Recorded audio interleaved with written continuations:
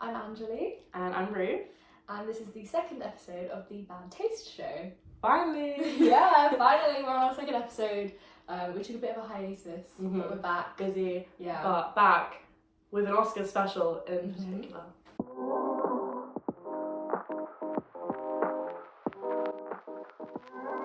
So I thought we'd start by discussing our overall sort of opinion on the Oscars. My opinion that it was kind of boring this year. But I don't know, what do you think about that? I feel like, boring in the sense that there weren't many surprises. I guess, I mean, was it Will Smith slapped Chris Rock at the Oscars as well last year, wasn't it? That was only a year ago. And nothing like that happened. So, you can't really be like, oh, this was the most exciting Oscars ever. No Ariana DeBose singing again either. So, what's the point? Exactly, because at the same time, it wasn't iconic because, there was no Angela Bassett did the thing. But I think it's actually kind of a good thing that it was boring because for so many years, there's so many, mess ups that happen. When they wrongly announced that La La Land. That is literally the first thing I thought of. Yeah, that's the first thing I always think of. And then obviously, Chris Rock getting slapped by Will Smith. And I feel like there's something that always goes wrong in the Oscars. And I think for this to be the first year in a while when nothing went wrong, it's actually kind of relieving. It's like, oh, okay, we can just have a normal Oscars episode. It's kind of on edge whenever we're watching Oscars. Someone's going to say something really bad in their speech, or someone's just going to do something stupid. But it was okay. Yeah, exactly. Especially because it happens in the US sort of in the evening. So for us, I'm asleep always when it happens. So I'm always every year I wake up, open Twitter, I'm like, okay, what happened? Someone's name is trending, and it's usually never for a good reason. Exactly. And I enjoyed the Oscars. I think for most of the awards, we'll get into it, but I feel like most of the awards, I think the right person won. Yes. Most of the awards.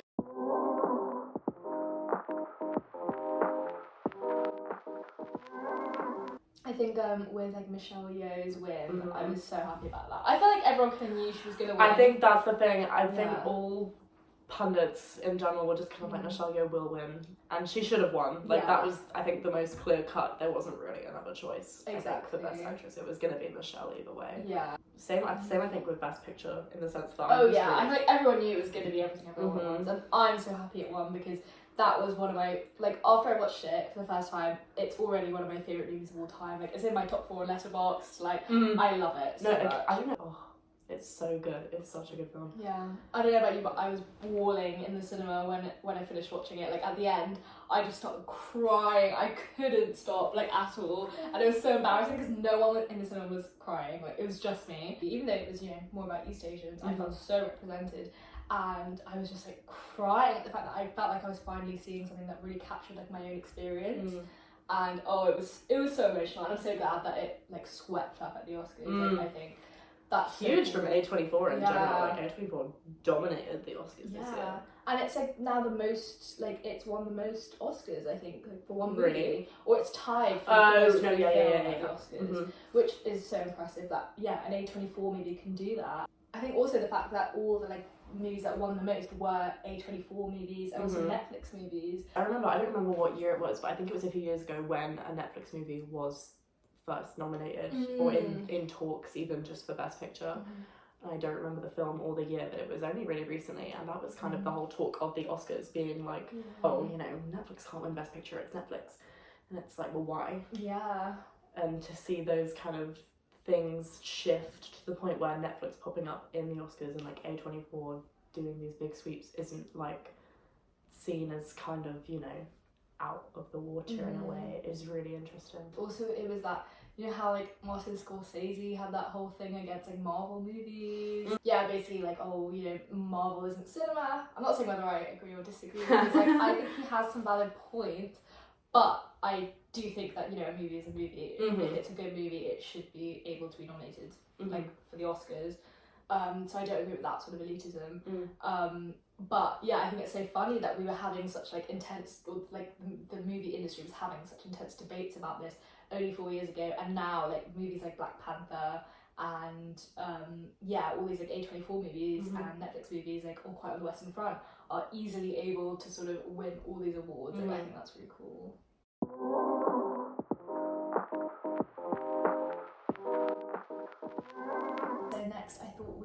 talk about Jamie Lee Curtis winning Best Supporting Actress. Yeah, that's probably, I guess, if there was any kind of like slight upset, and then I think it is Jamie Lee Curtis winning Best Supporting Actress. Because, I mean, I feel like, at least in my opinion, I wouldn't have even put her in my like top 2. I wouldn't have top 3 of people in that category. I think the Oscar for Best Supporting Actress doesn't make much sense to me, especially when Stephanie was in that category and Angela Bassett.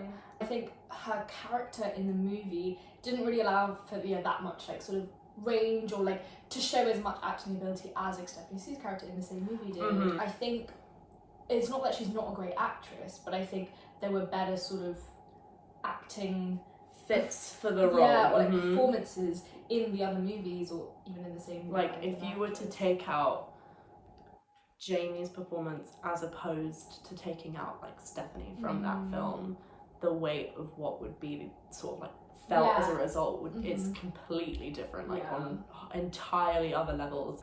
And I think again A24 have just like stormed the Oscars with like their campaigns, and I think Jamie Lee Curtis makes for a great Oscars campaign in that, you know, she's been acting for years, she's been acting, she's like massively, you know, like honoured and decorated as a great actress, but she's never won an Oscar, and like this is her time. There were a lot of like this is their time, I think, was kind of the narrative that like A24 were kind of pushing with their nomination.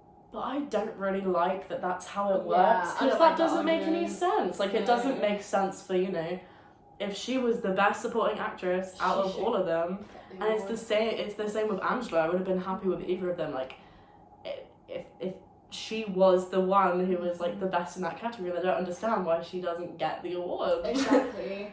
It seems to be like a very American Dream-esque like narrative that the Oscars have just decided to vote with this year. Especially with like Ke Huy Quan, because he mentioned it in his speech, like, you know, this is the American dream, like I was gone for so long and now, you know, here I am. Well, if that is the argument that she just hasn't, you know, won and this is her time, is it not Angela Bassett's time either? Yeah. So I was looking back at Halle Berry's winning speech for when she was the first black woman to win Best Actress, the first woman of colour, and she says in her speech, you know, this is not just for me, this is for all the other black women in the industry, and one of the women she names is Angela Bassett, which is so interesting that, you know, over 20 years ago, the first black woman winning, and still the only black woman to win, which is said Angela Bassett's name, and she's still yet to sort of win. She's been snubbed in this. I don't think we even mentioned it before, but it's insane, and I didn't even realise that Michelle was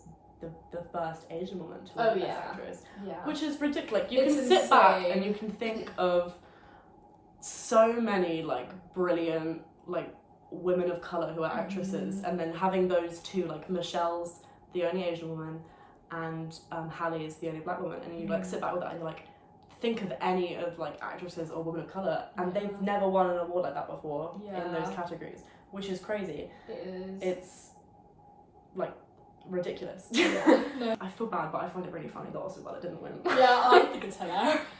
I'm not a hater, but I'm not a hater, but like I can just imagine his accent immediately slipping the moment he realised he didn't win an Oscar for it. He's like, are you shitting me right now? Are you kidding me?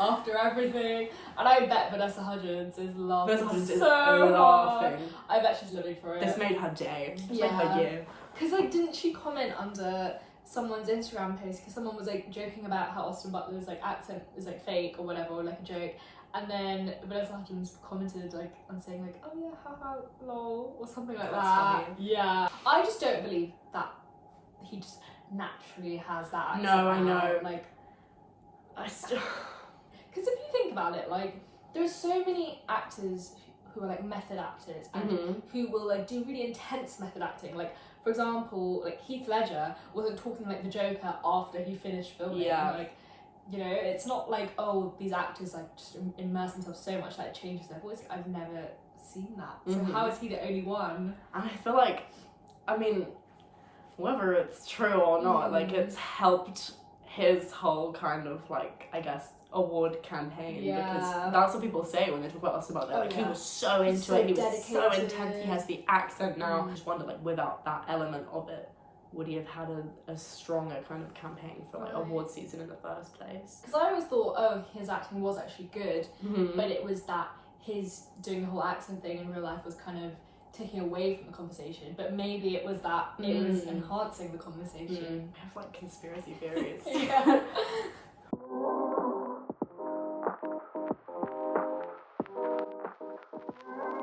So another thing to talk about is why Brendan Fraser actually was sort of absent from Hollywood for so long. So this is all alleged. I don't know actually how verified this is, but a lot of people online were saying that Brendan Fraser was essayed by someone higher up in Hollywood, and then when he tried to speak up about it, he was blacklisted from the industry, and that's why he was like, sort of gone from movies for so long, and that this was his like sort of big comeback. So what do you think about sort of the history and how like deep rooted as it seems to be in the Hollywood industry, and also like tied to the Oscars as well? And Brendan Fraser's always been particularly vocal about it, like when the Me Too movement was obviously kind of at its height, caught up in like the Hollywood industry when it became like a focal point of conversation.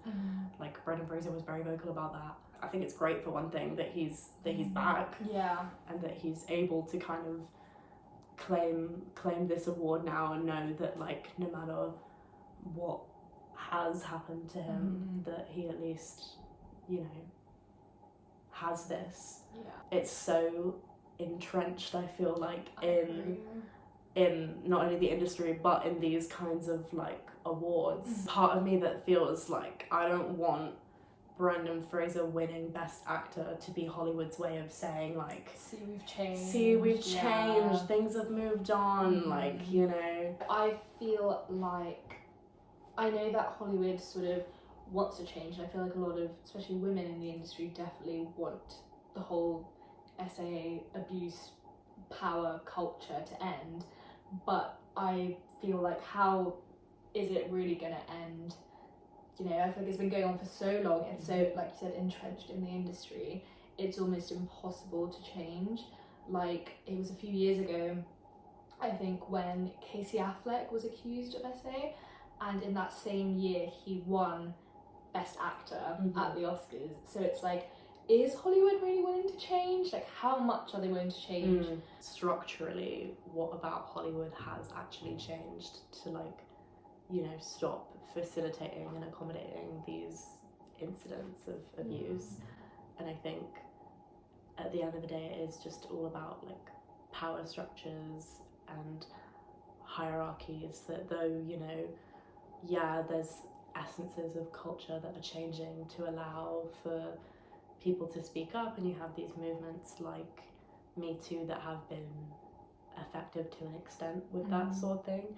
Those structures that are, you know, leading to this abuse are at the same time the kind of structures that have held Hollywood up and are benefiting the people at the top. So I think that's really well put. Yeah, I agree with you. I think sort of sad note to end it on. I feel like we always end on a sad I know. It's always like, That's it. So anyway, on that note, that brings us to the end of today's episode, our Oscar special. Keep tuned for our next episode, which will come sooner. Hopefully. Let's pray it comes sooner. We'll make it work. Yeah. Okay. Bye. Bye.